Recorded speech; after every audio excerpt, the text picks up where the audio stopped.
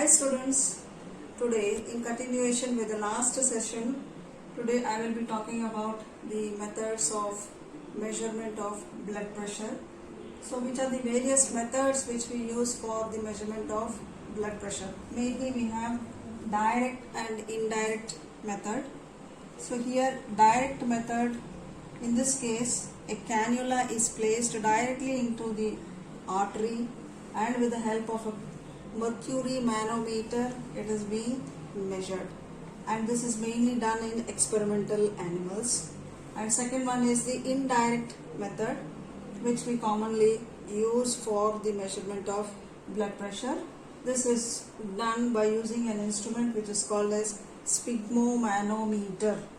The instrument is sphygmomanometer and the procedure we call it as sphygmomanometry. So we will talk about this indirect method in detail.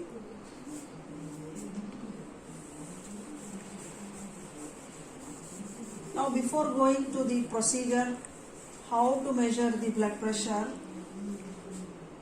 first we have to know some information about the instrument which is being used for the measurement of blood pressure, that is sphygmomanometer. So now I will show you the instrument. So this is the instrument which we use for the measurement of blood pressure. This is the sphygmomanometer. Now coming on to the parts of this sphygmomanometer, it consists of a mercury manometer. The second one is the cuff, and the third one is the air pump. So this is the mercury manometer, and this is the cuff, and this is the air pump which is used for pumping the air. Now coming on to this mercury manometer, it consists of a broad arm and a narrow arm. So this broad arm is connected to a mercury reservoir, and this narrow arm has got markings over it which range from 0 to 300 millimeters of mercury. So usually it is in positive numbers. So the distance between two markings are always even. It is always 2, 4, 6, 8. In that way it goes on increasing. Okay. So we have a mercury reservoir which is used to store the mercury when it is not being inflated. So this is the mercury manometer with the readings. Then it has got a valve here which can be closed and opened. So when you are measuring the blood pressure, the valve has to be opened when you are measuring the blood pressure, and after you finish measuring the blood pressure, you have to close the valve so that the mercury does not spill out. Okay. Next, coming on to the cuff, which is also called as Riva-Rossi cuff. Riva-Rossi cuff. So this cuff is called as Riva-Rossi cuff, R-O-C-C-I. So this is the cuff.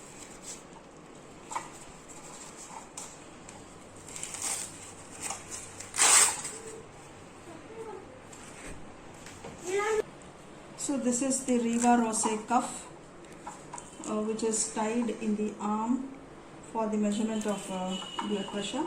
This consists of a inflatable rubber bag will be present here inside. So if you can closely see this, here there is a rubber bag which is inflatable, and it is covered with a cotton cloth, and it consists of these are two rubber tubes which are attached to this inflatable rubber bag. One rubber tube is attached to the mercury reservoir, and the other tube is attached to the air pump which is used to inflate the instrument. Now this cuff, actually the length and width of this cuff varies according to the age of the person.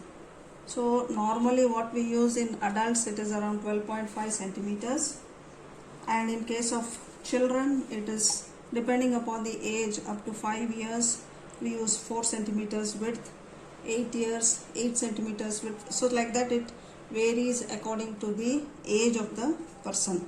Okay, so this length and width of the cuff is measured based on the mid-arm circumference. So even blood pressure, usually it is measured in the upper arm, in the brachial artery. It can also be measured in the thigh. The popliteal artery is used there. So there the width of the cuff is more when compared to the one which is used for the upper limb. It is around 18 centimeters in case of thigh, the cuff which is used for measurement of blood pressure in the thigh. Okay, next coming on to the air pump. So this is the air pump which is used to pump the air after tying the cuff. So this consists of two one-way valve. So here at the tip, this is one-way valve, and we have a screw which is called as a leak valve. This can be rotated clockwise and anti-clockwise. So whenever you want to inflate this instrument, you have to rotate it clockwise and lock the screw, and then you have to pump it. Then after that, when you want to deflate it, you rotate it anti-clockwise and you can deflate it. So this is regarding the air pump. So that is the important points regarding the instrument, that is sphygmomanometer. Next we require another instrument which is called as the stethoscope. So this is the stethoscope which we use for the measurement of blood pressure. So this consists of a earpiece which is put into the ear, and then we have the chest piece. This is called as the chest piece, which consists of one side, that is the diaphragm, and the bell. So this is called as the bell of the stethoscope, and this is the diaphragm. So usually the bell of the stethoscope is used for fine sounds, and the coarse sounds are heard with the diaphragm of the chest piece, and this is connected with the help of a rubber tube. So this and sphygmomanometer, these are the two instruments which are required for measurement of blood pressure. Okay, next coming on to the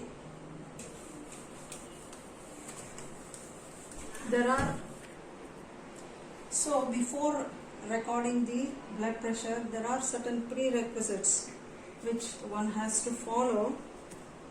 One is the patient must be physically and mentally relaxed. We should not be anxious, so as to maintain a relaxed state of mind.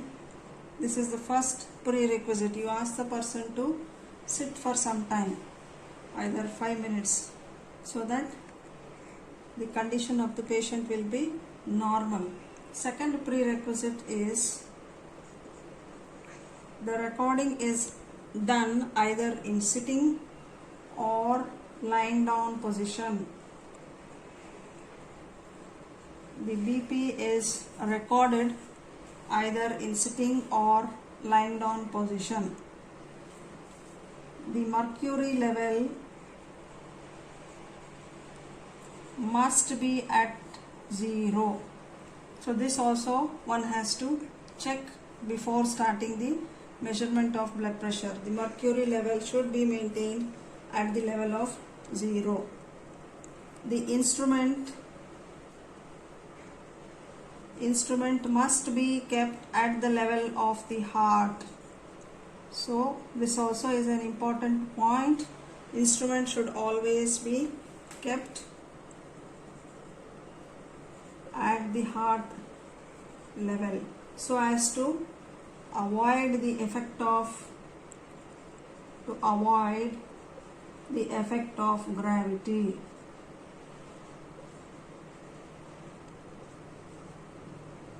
So this is also another prerequisite or important factor which we should consider. It should be kept at the level of the heart. Okay.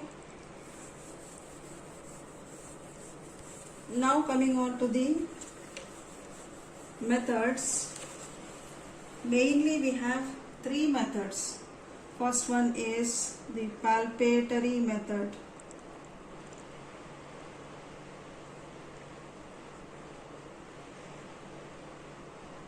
Second one, palpatory method. Second one, auscultatory method.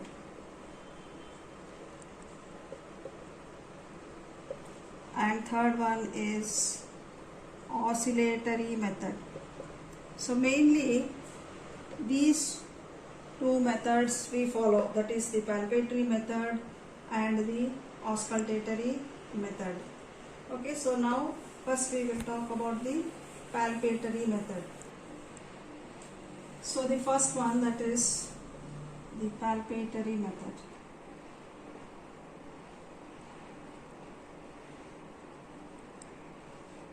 So before starting this palpatory method, one has to check in for all the prerequisites which I have previously mentioned and then go in for the palpatory method. So here palpatory method is mainly done by palpating the radial artery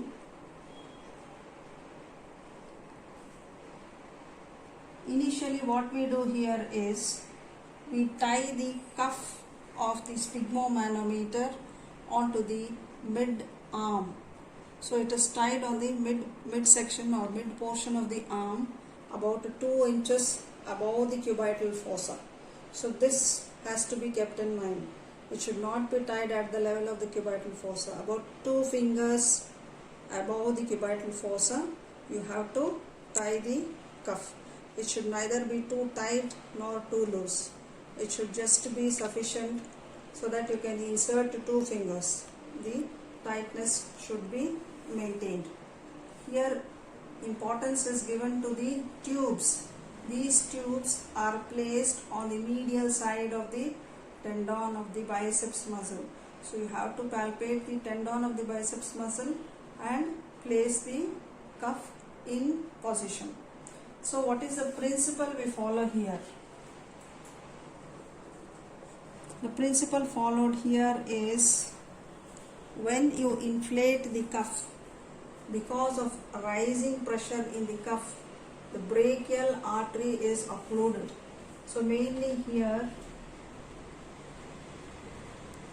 the brachial artery is occluded. So the pressure in the cuff is raised above the pressure of the brachial artery. So because of this, occlusion of the brachial artery takes place. So as a result of that, so simultaneously what we are doing is we are palpating the radial artery. So initially you should feel for the pulse with the help of 3 fingers and then raise the mercury level. So at a particular point the pulse disappears. So all of you carefully listen this point. First what you have to do is you tie the cuff and then you palpate the radial pulse with the help of your 3 fingers and then raise or inflate the cuff. At a particular point the pulse what you are feeling initially disappears. So it has to be raised above that and then you try to deflate. The mercury level comes down and at a particular point again the pulse appears. So that level at which the pulse appears has to be noted down, and that is the systolic blood pressure. So what you measure here is the systolic blood pressure. So with the help of palpatory method, one can only measure the systolic blood pressure and not the diastolic blood pressure. So that is the main point what you have to remember, or what are the advantages of this method. advantages of this method. First thing is you can measure the systolic blood pressure. Second one is it is easy, it is convenient. Even without the help of a stethoscope, you can roughly calculate the systolic blood pressure. That is the advantage. And third one is the auscultatory gap. Auscultatory gap or silent gap is included here. This is a very important point which one has to remember. That is, the auscultatory gap or the silent gap is included when you measure the blood pressure by the palpatory method. So these are the three advantages. So what is this auscultatory gap or the silent gap? This is a small gap which is given in case, especially in case of hypertension. The exact cause for the auscultatory gap is not known, but it is said to be some hyper responsiveness of the vessel to the pressure changes. So this gap is included in the palpatory method. So that is the advantage. And the disadvantage of this method,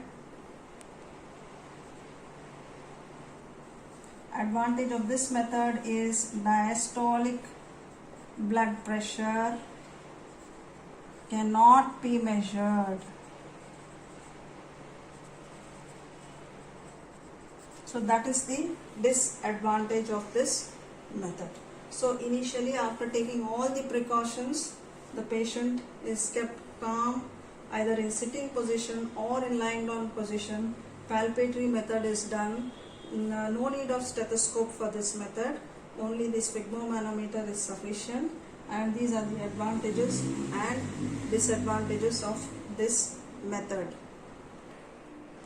So next, coming on to the auscultatory method.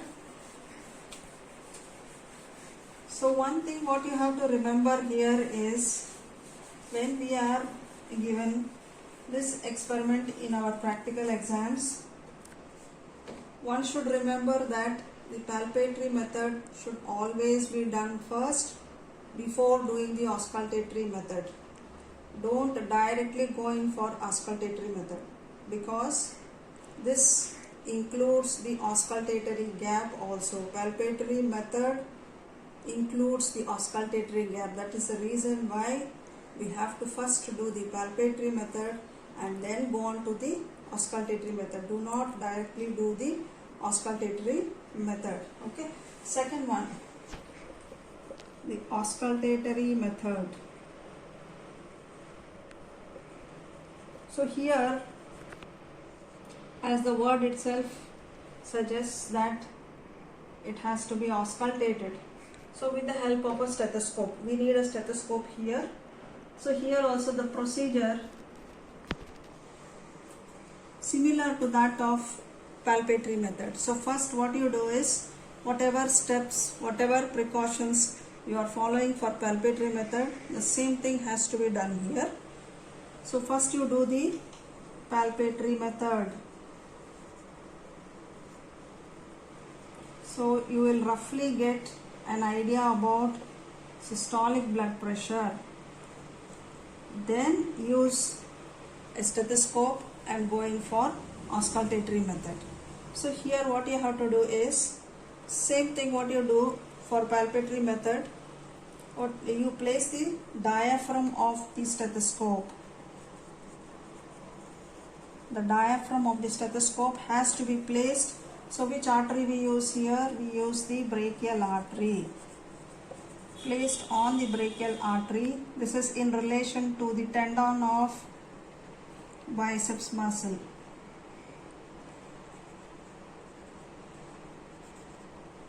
So the diaphragm is placed, and then the mercury is raised or the cuff is inflated.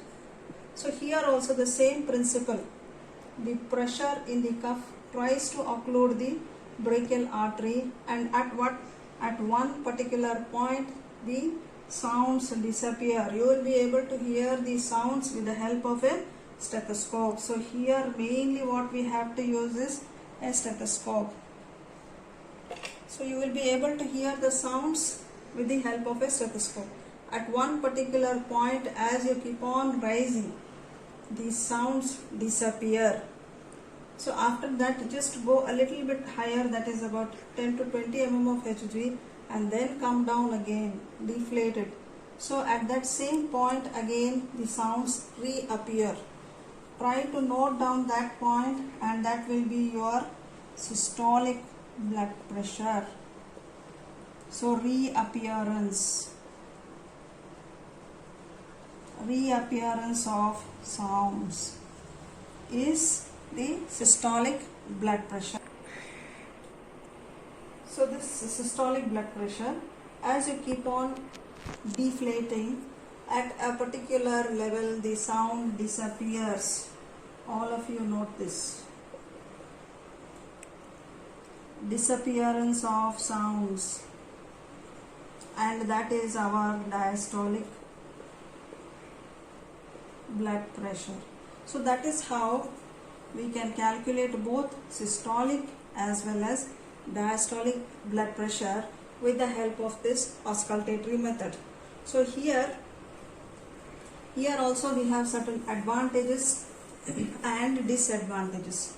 So what are the advantages? Advantages is, as I have already told you, both systolic and diastolic blood pressures can be calculated. It records both, whereas in case of palpatory method we could only calculate the systolic blood pressure. This is one of the advantage. Disadvantage is that it does not include the auscultatory gap.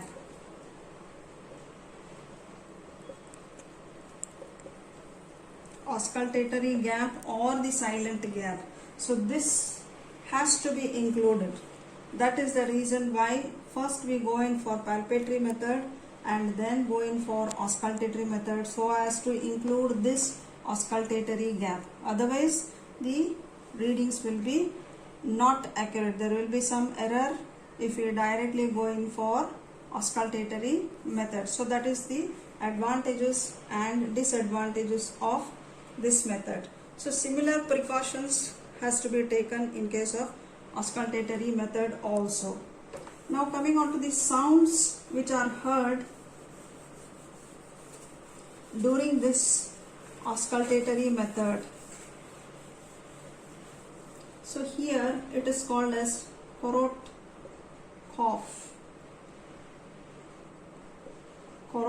sounds.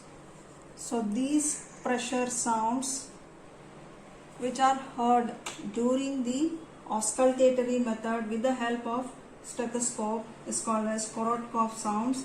This is the name of a Russian scientist.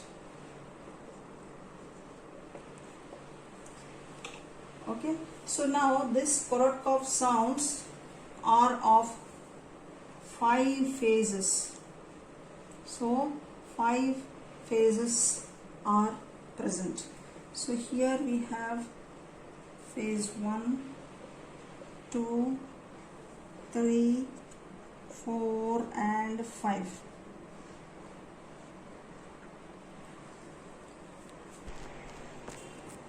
So the phase 1, here we have faint and tapping sounds. Faint and tapping sounds. The second one, murmuring sound. Murmuring sound. The third phase, these are all the phases. The third phase is clear and loud. Clear and loud. Fourth phase is muffled sounds.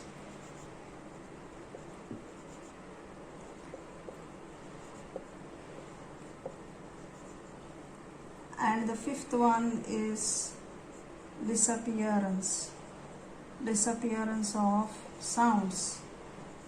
So these are the different phases which are included in these Korotkov sounds. First phase, you just have the faint sounds, faint and tapping type of sounds, and then we have a little bit murmuring type of sounds, and then in phase 3 a little bit louder and clear, then again it becomes muffled and disappears. So like that we have different phases in case of auscultatory sounds. So one has to get used to these sounds. So this oscillatory method, not very accurate method. What we do is we try to observe the oscillations of the mercury column.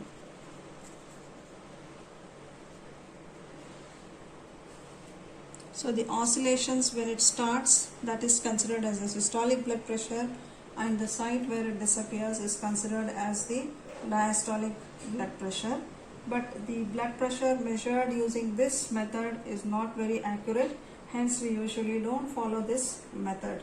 So the method what we follow is the palpatory and the auscultatory. So this is the different methods, these are the different methods so these are the three methods which can be used for the measurement of blood pressure, but commonly we use the palpatory and the auscultatory method, and the oscillatory method, since it is not an accurate method, we do not commonly use this method. So that is regarding the various methods of measurement of blood pressure. Regarding regulation of blood pressure, I will continue in the next session. Thank you.